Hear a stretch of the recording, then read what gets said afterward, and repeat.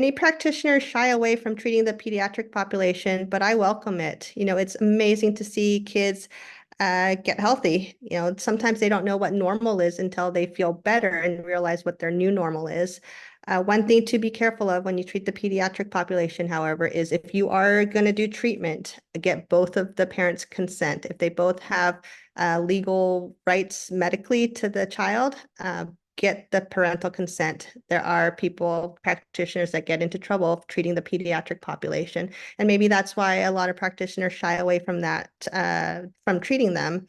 It's just the legal part of things. But as long as we're careful and we get consent, a lot of these kids get better. They respond to treatment, they tolerate treatment, they haven't had as many years in their lives for things to happen. So they are treatable. And it's just amazing when they do get better, when the kids on the spectrum, the autism spectrum, get off the spectrum, when we see PANDAS patients be more functional. It's again quite amazing. I have a patient, he's 19 or 20 years old right now. We started seeing him when he was probably 3 years old.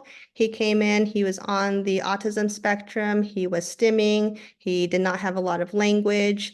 And we found that he had a lot of medical issues. He had viral issues, fungal, candida, food sensitivities, leaky gut, heavy metals. He did have Lyme and co-infections, but we started treating, one at a time, chipping off each layer. But I do give a lot of credit to his mom as well.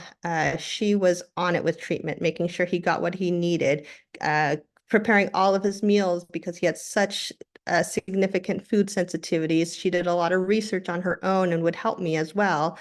But he is, now 16 years later, he is in college playing baseball, on track to hopefully be in the major leagues one day soon.